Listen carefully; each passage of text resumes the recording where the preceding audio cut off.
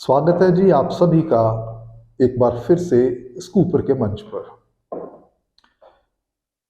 Akali Dal BJP के पंजाब में जो चुनावी गठबंधन उसको लेकर जो तमाम किस्म की चर्चाएं हो रही थी, आज उनका निपटारा हो गया है और अब वक्त है कि इससे आगे देखा जाए कि बीजेपी अब क्या करने वाली है, क्योंकि ये घोषणा बीजेपी की तरफ से हुई है कि हम पंजाब की 13 से 13 की जो सीटें हैं उन पे हम अपने दम पे चुनाव लड़ेंगे। बीजेपी पंजाब में पहली बार चुनावी जो उनकी राजनीति है उसके चलते हुए जो उनका इतिहास है पंजाब में, तो पहली बार बीजेपी जो है वो अकेले चुनाव लड़ेगी। बीजेपी के इस फैसले से एक बात तय हो गई कि पंजाब में चुनाव जो है वो 4 कॉर्नर्ड, 4 कोनिए होने जा रहा है। ये स्थिति बिल्कुल स्पष्ट हो गई है। अब इस स्थिति में कौन सी पार्टी कितने मजबूती के साथ आज की तारीख में खड़ी है, उसका तो अंदाज़ा मेरा ख्याल है कि हम वो लगाना इतना बड़ी जल्दबाजी होगी, क्योंकि जब तक पूरे के पूरे जितने भी ये प्रतिद्वंदी हैं, जब तक ये अपने 13 सीटों के लिए सभी उम्मीदवारों की घोषणा नहीं कर देते, तब तक ये इसका विश्लेषण करना वो उचित नहीं होगा। तो अटकलें हम लगाते नहीं, और मैं यहाँ पे आपको ये बताता चलूँ कि हमें स्कूपर के इस मंच पे हमें इस बात की कोई हैरानी नहीं है कि ये अकाली दल और बीजेपी का गठबंधन जो है वो नहीं हो सका। हमारी वीडियोस है इससे पहले पंजाबी में और हिंदी में भी, जिसमें हमारा आकलन ये था कि ये गठबंधन के ना होने की संभावनाएं बहुत ज़्यादा है और अंततः ये गठबंधन नहीं होगा और वैसा ही हुआ। अब इससे आगे क्या? इस गठबंधन को लेकर जो बीजेपी ने अपना फैसला लिया, उसके साथ एक और बड़ी महत्वपूर्ण एक घटना हुई है। वो ये कि पंजाब में कांग्रेस के कद्दावर नेता लुधियाना से जो उनके सिटिंग कांग्रेस के मेंबर पार्लियामेंट थे रवनीत सिंह बिट्टू, उन्होंने बीजेपी को आज ज्वाइन कर लिया है। ये दोनों चीजें आपस में जुड़ी हुई है और इन दोनों घटनाओं से थोड़ा सा हटकर अगर हम देखें तो ये जो घोषणा बीजेपी ने की है उसकी जो टाइमिंग है वो बड़ी गौर करने वाली है। ये उस वक्त घोषणा हुई है जब पंजाब में जो सत्ताधारी पक्ष है आम आदमी पार्टी, वो सारी की सारी पार्टी, उनके नेतागण जो हैं वो दिल्ली में डेरे डाले हुए हैं, वो दिल्ली में सड़कों पे डटे हुए हैं अपने नेता अरविंद केजरीवाल की गिरफ्तारी के विरोध में। अब लाजमी सी बात है कि बीजेपी के इस फैसले ने पंजाब की राजनीति की जो चुनावी राजनीति है लोकसभा के चुनाव को लेकर, उसकी स्थिति को बिल्कुल स्पष्ट कर दिया है। तो अब यह वक्त तैयारी का है।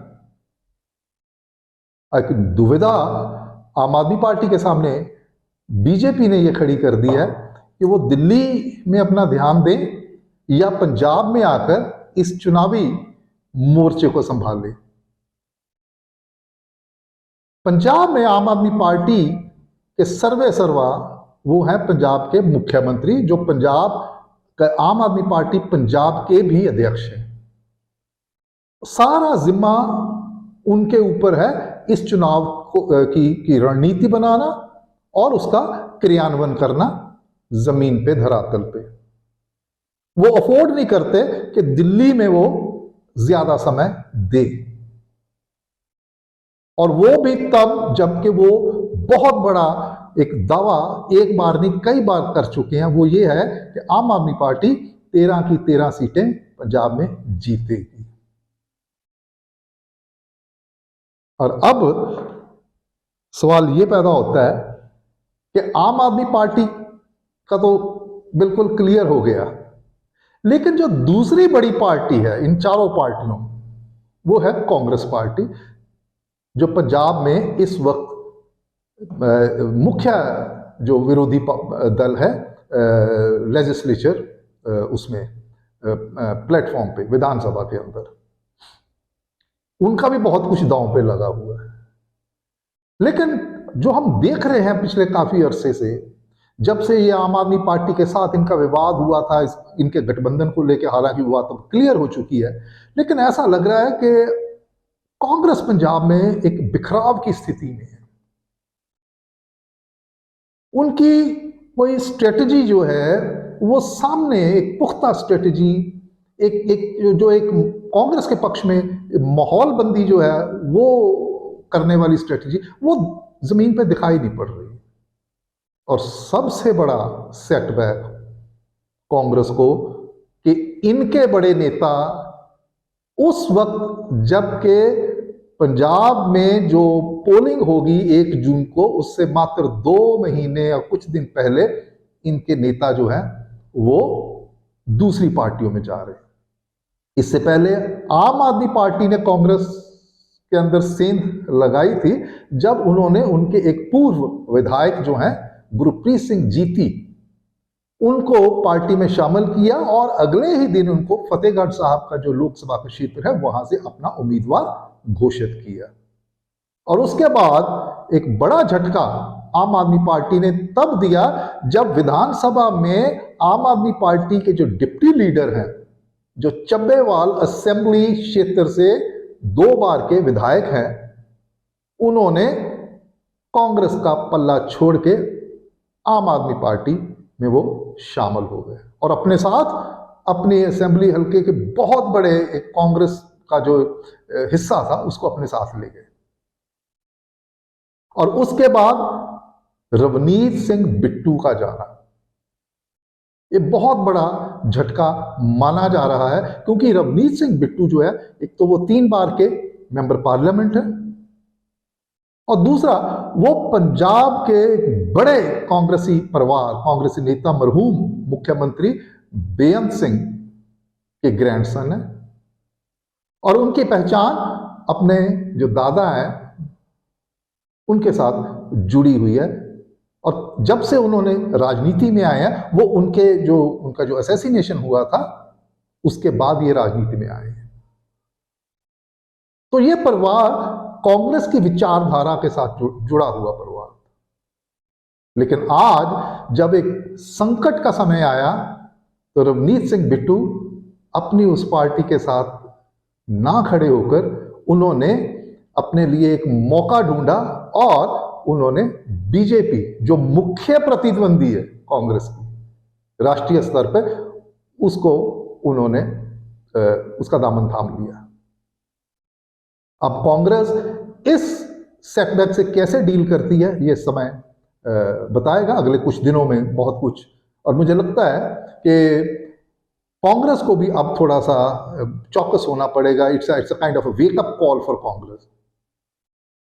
उनके पास उम्मीदवारों की वो अभी तक लिस्ट जो है, सूची वो फाइनल तैयार नहीं हुई पंजाब की। इस सिलसिले में पंजाब में अगर कोई तैयारी किसी पार्टी की है तो वो है आम आदमी पार्टी की, जिन्होंने 8 सीटों के लिए अपने उम्मीदवार घोषित कर दिए हैं और बाकी 5 वो करने वाले थे जब तब तक ये अरविंद केजरीवाल जी का जो ईडी वाला मसला ये सामने आ गया, वो गिरफ्तार हो गए, तो वो मामला थोड़ा सा आगे चला गया। लेकिन वो 5 सीट्स जो हैं आम आदमी पार्टी, ये माना जा रहा था कि वो रखी हैं कि जो दूसरी पार्टियों के जो लोग हैं, जो पहचान वाले नेता हैं, उनको लाके उनको उम्मीदवार जो है वो आम आदमी पार्टी अपना बनाए इन 5 सीटों पे। तो तब भी यही आशंका थी कि हो सकता है वो कांग्रेस में और सेंध मारे और अब ये बड़ी सेंध मारी है, जो प्राइज कैच जिसे कह सकते हैं, वो बीजेपी ने मार दी। तो दोनों तरफ से कांग्रेस जो है वो घिरी हुई नजर दिखाई दे रही है। और जैसी स्थिति चल रही है, जैसी एक डिमोरलाइजेशन कांग्रेस के केडर में और स्थानीय नेताओं में देखने को मिल रही है, उसके चलते नहीं लगता कि कांग्रेस जल्दी ही इससे उभर सकेगी या उभर भी सकेगी कि नहीं। उस स्थिति में बीजेपी ने इस तरीके से अपनी रणनीति का यहां पे इंप्लीमेंट किया है कि ऐसा लगता है कि आने वाले दिनों में जो मुख्य विरोधी, जो मुख्य मुकाबला पंजाब में, वो सत्ताधारी पक्ष यानी कि आम आदमी पार्टी और बीजेपी में रहेगा। अकाली दल तो हाशिए पे है। ये एक बड़ी मजेदार राजनीतिक स्थिति है। It's very amusing. ये जो दल बदलने वाला जो है, ये जो आवागमन है, ये रुकने वाला नहीं है। बिट्टू से प्रेरणा लेते हुए कोर्ट्स में, बिट्टू से प्रेरणा लेते हुए और भी शायद हिम्मत करेंगे और फैसला लेंगे कि चलिए इधर आम आदमी पार्टी तो नहीं तो बीजेपी में जा सकते हैं, और दोनों जगहों पे उनके लिए दरवाजे खुले हैं। और कांग्रेस के लिए अब यह चुनौती है कि इस इरोजन को, ये जो हिजरत हो वाला सिलसिला शुरू हो गया, इसको कैसे रोका जाए। बाकी उम्मीदवार ढूंढने और कोई एक रणनीति बनानी, वो तो बाद की बात है। तो बीजेपी ने, मुझे लगता है कि ये एक घोषणा करके अपनी पार्टी को, एक तो पूरी की पूरे चुनावी जो मंच है पंजाब का, उसको एक क्लैरिटी दी है, और दूसरा उन्होंने अपना जो केडर है बीजेपी का, ट्रेडिशनल केडर जो है, जो बीजेपी के साथ बरसों बरसों से जुड़े हुए हैं, उनको भी एक क्लैरिटी दी है और उनकी भावनाओं का सम्मान किया है। क्योंकि बीजेपी के जो पंजाब के नेता और जो उनका केडर है, वो बहुत लंबे अरसे से ये पार्टी के से मांग कर रहे थे कि हमें अकेले अपने दम पे लड़ना चाहिए, हमें श्रोमणी अकाली दल की जो राजनीतिक बैसाखियां हैं उनकी जरूरत नहीं है। और बीजेपी इस दिशा में काम करती हुई दिख भी रही थी काफी देर से, खास करके 2022 के चुनाव से पहले और 2022 के चुनाव के बाद से लेके अब तक। बीजेपी के इस फैसले से उसकी एक रणनीति जो है, उसके बारे में भी हमें मालूम पड़ता है कि बीजेपी की रणनीति इन लोकसभा चुनाव को लेकर पंजाब में किस दिशा में जाने का संकेत दे रही है। देखिए, कुछ 3-4 मुख्य बातें हैं। सबसे बड़ी बात पंजाब में बीजेपी का सारा दारोमदार वो है प्रधानमंत्री नरेंद्र मोदी के चेहरे पे। आप इस बात को समझ लीजिए कि पंजाब में अगर वोट पड़ेगी तो प्रधानमंत्री नरेंद्र मोदी के नाम पे पड़ेगी, ना कि बीजेपी को पड़ेगी। दूसरी बात, बीजेपी ने ये जो राम मंदिर का मुद्दा है, इसके ऊपर एक ध्रुवीकरण पंजाब में पहली बार हमें इतना स्पष्ट देखने को मिल रहा है। उसने ना सिर्फ नई ऊर्जा दी है जो हिंदू वोटर है पंजाब के शहरों का, उसको, बल्कि वो सारे लोग जो कांग्रेस में या दूसरी पार्टियों में हैं, जो कम से कम मेरी जानकारी है, बहुत सारे लोग, जरा आने दीजिए, स्टेज सेट हो जाए, उम्मीदवारों की घोषणा हो जाए, तो बहुत से कांग्रेस के जो लोकल लेवल के नेता, जो केडर है, वो ब्लॉक लेवल के, वो आपको बीजेपी के उम्मीदवारों के मंच पे नजर आते दिखाई देंगे। ये राम मंदिर का जो इशू है, उसका एक इम्पैक्ट है। और ये इम्पैक्ट इसलिए पड़ा क्योंकि जो कांग्रेस ने स्टैंड लिया, जो फैसला किया राम मंदिर के इशू पे, कि उन्होंने उसका जो न्योता था, उसकी जो प्राण प्रतिष्ठा हुई थी, उसमें शामिल होने से उन्होंने इनकार कर दिया था। इसका एक बहुत नेगेटिव इम्पैक्ट जो है पंजाब कांग्रेस के भीतर पड़ा है। और दूसरी बड़ी बात वो ये है कि पंजाब में जो बीजेपी है उसकी एक सोची समझी रणनीति है, वो है सिख चेहरों को शामिल करना और आगे करना। बहुत देर से जो श्रोमणी अकाली दल है उसके सहारे बीजेपी चुनाव जीतती आ रही थी, अपने हिस्से की जो सीटें इसको मिलती थी।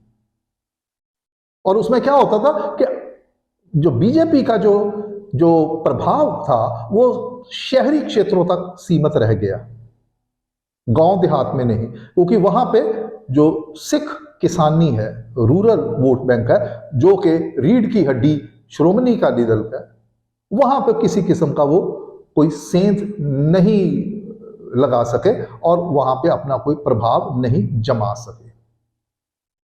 और जब 2021 में जो किसान आंदोलन था, जब श्रोमणी अकाली दल ने अपना समर्थन वापस लिया था, उसके बाद की रणनीति जो बनी उसमें एक हुआ क्या कि सिख चेहरों को बीजेपी में लाया जाए ताकि वो जो कमी श्रोमणी अकाली दल के साथ गठबंधन छोड़ देने के नतीजे में सामने आई थी, उस कमी को इस तरीके से पूरा किया जा सके। और उसमें बड़े बड़े नेता आए हैं, पूर्व मुख्यमंत्री कैप्टन अमरिंदर सिंह आए हैं, मनप्रीत बादल पूर्व फाइनेंस मिनिस्टर या कांग्रेस के टाइम में भी और अकालियों के टाइम में भी, और दिल्ली के भी बड़े नेता जो पंजाबी सिख नेता है, और सुनील जाखड़ भी उन्हीं में से शामिल है जो हिंदू फेस है। तो यही रणनीति का हिस्सा ये रवनीत सिंह बिट्टू है। और ये मुझे ऐसा लगता है कि ये काफी हद तक इसका असर होने वाला है, क्योंकि सिख चेहरों का बीजेपी में होना वो जो सिख वोटर हैं उनको एक मौका देता है ये कहने के लिए कि अगर उनसे कोई कहे कि भाई तुम बीजेपी को क्यों वोट डालते हो, बीजेपी तो एंटी माइनॉरिटी इसका चरित्र है, तब वो वोटर ये कह सके कि भाई हमने बीजेपी को नहीं वोट दिया, हमने तो वो सिख हमारे उम्मीदवार है, हमारे भाई है, हमने तो उनको वोट दिया। इस तरीके से बीजेपी को सिखों का वोट मिलने वाला है इन चुनावों में। और ये कारगर होगा, मुझे ऐसा लगता है। जैसी कि हम बात करते हैं जमीनी स्तर पे, लेकिन इसके साथ वहां पे जब पंजाब में उनका सीधा मुकाबला आम आदमी पार्टी के साथ होने की संभावना है, उस वक्त बीजेपी को यह भी दिखाना है कि भाई आम आदमी पार्टी जिसकी मुख्य ताकत है उनका जो फ्री बीज वाला कल्चर है, फ्री बिजली उन्होंने पंजाब में दी है, उन्होंने मोहल्ला क्लिनिक है, फ्री दवाइयां, फ्री इलाज जो है वो दिया है, उन्होंने शिक्षा के क्षेत्र में भी कुछ काम किया, उन्होंने और भी जगहों पे काम किया। तो उसका मुकाबला, उसकी काट क्या है कि प्रधानमंत्री नरेंद्र मोदी की सरकार के द्वारा मोदी जी के चेहरे को लेके जो केंद्र की स्कीमें हैं, उनके जो लाभपात्री हैं उन तक पहुंच की जाए, जो गांव में भी बैठे हैं। और वो स्कीमें हैं जैसे आयुष्मान भारत, बहुत बड़ा फायदा उससे लोगों को हुआ है, उस पर कभी चर्चा हम बाद में भी करेंगे किसी वीडियो में। उसके बाद लोगों को अपने मकानों की, गरीबों को अपने मकानों की मरम्मत के लिए जो पैसा है, ये उज्ज्वला जो योजना है गैस वाली, डायरेक्ट बेनिफिट ट्रांसफर जो है किसानों के लिए। तो ये सारी चीजें ऐसी है जिसको बीजेपी इनकैश करना चाहेगी और वो इस दिशा में ऑलरेडी काम कर रही है। गांव में जा रहे हैं उनके वर्कर्स, उन्होंने उनके लोगों को इन्होंने पीछे एक अभियान चलाया था, संकल्प अभियान, जिसमें वो फीडबैक लेते हैं, मोदी की गारंटी। तो ये सब कुछ बीजेपी कर रही है। बीजेपी का निशाना एक कतई नहीं कि उन्होंने पंजाब में इन्हीं चीजों के सहारे कोई बड़ी गिनती में उन्होंने सीटें हासिल करनी।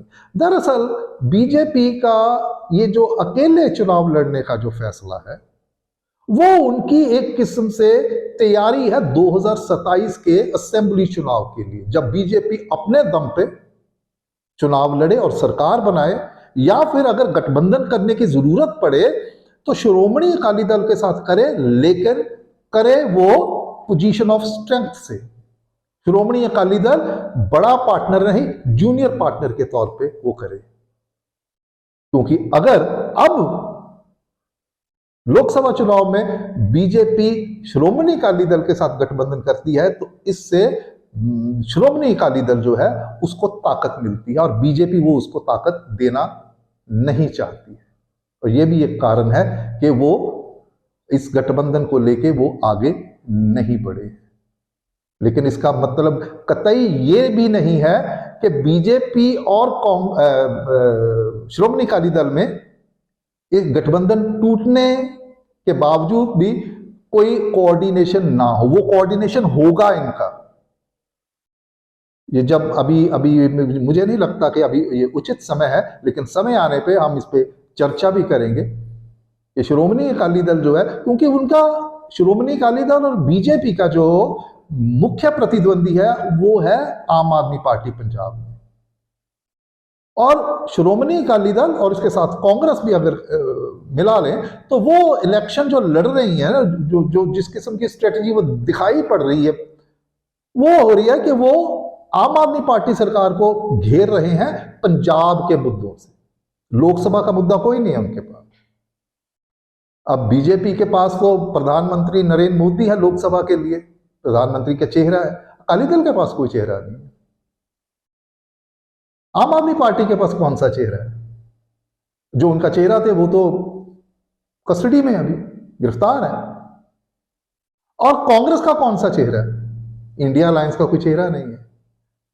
तो उसके चलते बीजेपी एक ऐसी स्थिति में है जहां पे वो एक केंद्रीय भूमिका वो इन चुनावों में निभाने जा रही। उनके पास सबसे बड़ी ताकत उनका एक ऑर्गेनाइज्ड संगठित पार्टी स्ट्रक्चर है, एक अनुशासित केडर है उनका। आम आदमी पार्टी के साथ तो अभी उनका कोई केडर है ही नहीं है। जिनके साथ जो जुड़े हुए हैं वो तो सत्ता में है इसलिए जुड़े हुए हैं, अभी उनका केडर बना नहीं। और जो कांग्रेस का केडर है वो बिखराव में है, और जो श्रोमणी अकाली दल का केडर है वो इतना सीमित हो गया है कि वो कोई निर्णायक भूमिका निभाने के समर्थ नहीं दिखाई दे रहा है।